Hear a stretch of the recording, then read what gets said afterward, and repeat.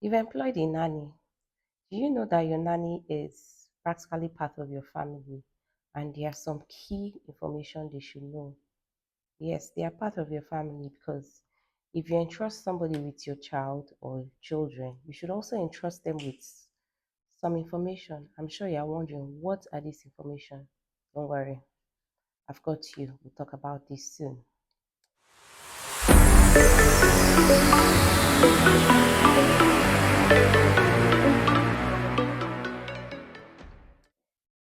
Hi, it's another exciting episode of the podcast. And today I'll be talking about some key information your nanny should know about you and your children. And yes, you're very confused that what information do they need to know? There's a lot they need to know, like a lot of basic information they need to know. So we'll just run into it without wasting time. The core household information, the address. Yes, they live in your house, so obviously they will know the address, the full names and contact details of both parents living in the house. It's very important because if there's an emergency, who do they call? It's you. So they need to know your full name, your phone number, if it's your email, they need to know all of this because if there's need to provide this information, they should be able to do this with your full name, just not just, oh, I think he's Mr. A or Mr. Ojo or Mr. Simbi. What is his first name? The nanny should be able to know that you, as the employer, you should actually have this information given to them at the point of recruitment or when they finish their trial period and you feel very comfortable with them, you give out this information to them or just have it written somewhere in your house. Home address is very important. So when they go out, they know where they are coming back to because, yes, some people might be new to the environment. So it's important to give them the full address and also basic first aid. Your nanny should also do some basic aid education. If you don't have money to pay for them to do it outside, there's YouTube. You can make them watch YouTube on how to perform basic first aid at home. Another thing they should have access to, especially for those of us that use smart doors, you should also sign them in to have their code in entering the house.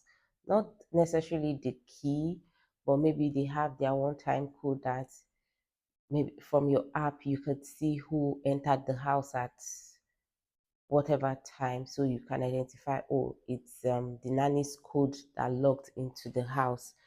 Another thing that's very important is your child's pediatrician information. They should know the hospital your child uses, the pediatrician's name, their GP's name, so that in case, exactly again, in case there's an emergency, they can go ahead to the hospital either by taxi or if you have a driver, the driver can drive them to the hospital. Take for instance, you're on holiday and your child falls sick. Your nanny should be able to handle some things in case of anything. Your children's teachers should also know your nannies. Most times it's these nannies that go on school runs, so it's important they know the teacher and the teacher knows them. So in case of anything, the teacher can identify, oh, it was Miss Simbi that came to pick your daughter or your son, not anybody else. Let your nanny in on your family timetable. What time do you eat? What time is nap time? What time is school runs? What time would we leave for school? Is it 7 in the morning or 7:30? That way helps them organize everything on time. What time is pick up time? What time do they need to leave the house? So basically school runs. Do the children nap in the afternoon? What time they should nap? Is it between 3 and 4 p.m.?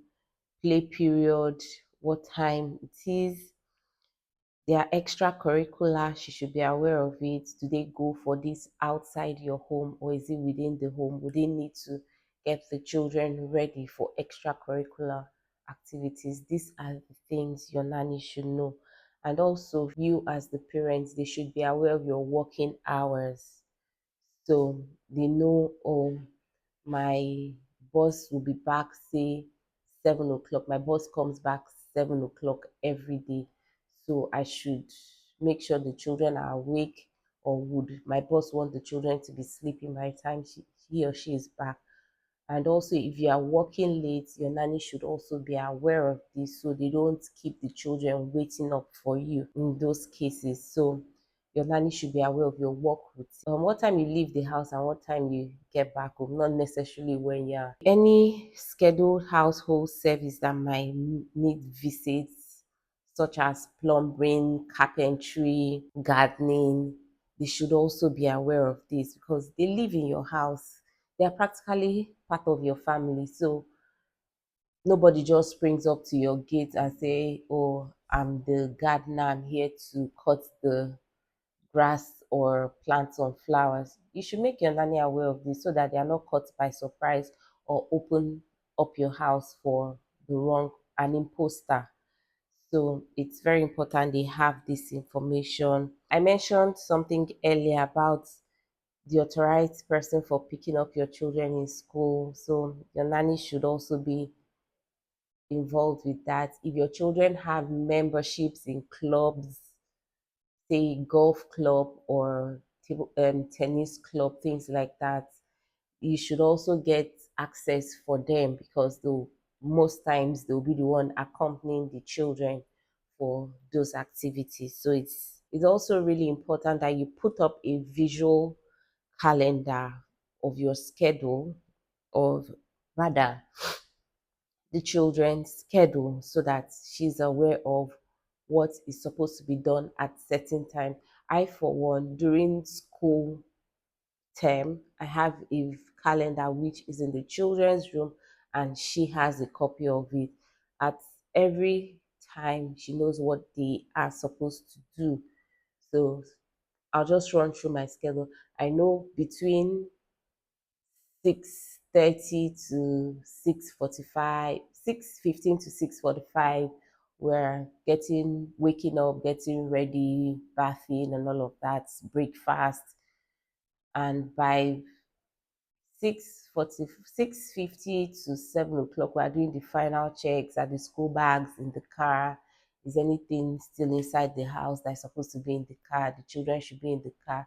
7 o'clock sharp, we're out of the house for school runs, because school starts at 8, and there's traffic in Lagos. You can never escape traffic in Lagos, no matter how close you live to school. So I know 7 o'clock, so max 7:15, we should be out of the house for drop-offs. Then everybody does their daily schedule that the nanny has her time after drop-off from 8 till about 2:30. When it's time to pick up again, it's her personal time. And 3 o'clock, children are back, so homework, you have lunch, reading, extracurricular before it's bedtime, and the nanny is back to her space again. So just put up a visual calendar and know that. Health information. Before your nanny starts, make sure she understands whatever allergy your children have, any medication they are taking, when they should be taking the medication. Is it a time frame medication, something maybe it's supposed to be taken at certain times? Your nanny should have this. If your children have any dietary restrictions, maybe they're lactose intolerant or something, she should be aware of this. And she should also be aware of signs of allergies. You should educate your nanny on signs of allergies to look out for in children. How and when to administer medicine, especially when it comes to fever. You should let them know the medication that is for fever. Children are prone to fever. Okay, here's the thermometer. If the temperature gets above 37.5, make sure you administer a certain dosage of this medication. It could be ibuprofen or paracetamol. Give them the milligram to administer to child. That is when you've checked and the temperature is above 37.5. And when it's above, well, after you've done that, kindly let me know so we know if we are proceeding to the hospital or not. They should be aware of that. They should know where the first aid box is in the house, where medications are stored, everything. You should run them through all of this. Yes, the most important information, child specific details for people who have more than one child that your nanny is taking care of. You should know your child's name, first name, middle name, last name, age, school, their class. Yes, very important. And they should also study your child's personality to know how to relate with your child. They should know your child's favorite toy, what makes your child happy, what makes the child happy. If it's a child that loves playing outdoor, okay, I know Ali likes playing outdoors, and Simbi is the one who wants to be indoors most of the time, probably on the tablet, but restricted tablet time, definitely, especially during school term. And they should know the toys the children also like. For example, if you are going out, probably you have a routine hospital visit, it's important that maybe when the children are going, she should be able to pack their favorite drawing books or toys into the bag, or tell the children to do it themselves if the children are of age to do things by themselves, guide them into doing it. She should know their nap time, their bedtime routine, and how to settle each child into bed, because everybody is different. Child A might just be the one who goes to bed and sleeps off. Child C might be the one who wants to hear a story or wants to hear some lullabies before sleeping. So she should be able to know all of this and stuff. You should also give clear instructions for feeding, bottle prep, that means if you have a baby, and safe eating practices. Very importantly, children should not be forced to eat food. Yes, I'm saying it. Do not force your child to eat. If they don't want to eat, leave them. When they are hungry, they will eat. No force feeding. Also, include what never to force your child if your child refuses to do it. They shouldn't force your child to do things when they don't want to do it. Moving on to house rules and boundaries. Clarify your household expectations. Rules on screen times, playtime, nap, snack, outdoor activities, their conduct around guests. You should have a one on one with your nanny on this. Tell them, okay, at this point, 2 o'clock is nap time, bedtime is 8 o'clock, outdoor play, maybe every day at 5 o'clock or something, but she should know all this information on when and when not to do certain things. Guidelines of using household appliances, and if you're the one who your nanny also doubles up as a housekeeper or maid, you know the house rules on using household appliances. Yeah, probably kitchen appliances or maybe your ACs, especially now that is band A electricity. Oh, madam, you cannot turn on the AC except it's time to sleep. People should use fan most of the times or the air cooler. Just leave the AC alone. Things like that, you should put them in on it. Telephone, this is what is causing major fights with domestic staff and their employers, because everybody wants to be on their phone 247. Everybody is on their phone. Why? You should have boundaries and restriction on phone time, social media, like phone times. You should have that. Once you are doing something, please don't be with your phone. Don't be with your phone in public areas in the house. Use it in your quarters or your bedroom, but not around the children, because I don't know what you're watching. I don't know what you're watching, and the children might peep into it and you hear them saying some other things. So You should be very strict on phone times. Okay, you should also be give your rules on social media. If your nanny is one of those that does TikTok or Instagram thereabout, my children should not be seen anywhere.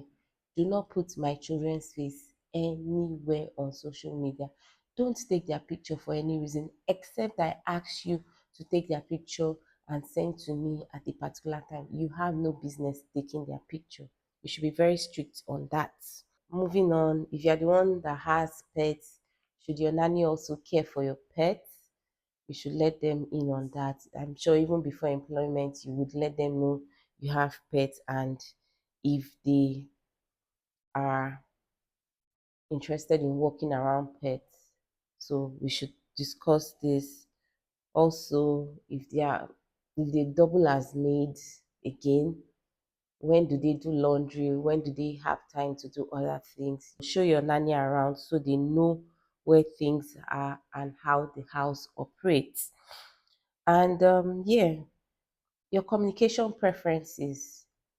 Do you like face to face communication? Should they always call you at every given time? Should they rather restrict to texting on WhatsApp? I, for one, text me on WhatsApp.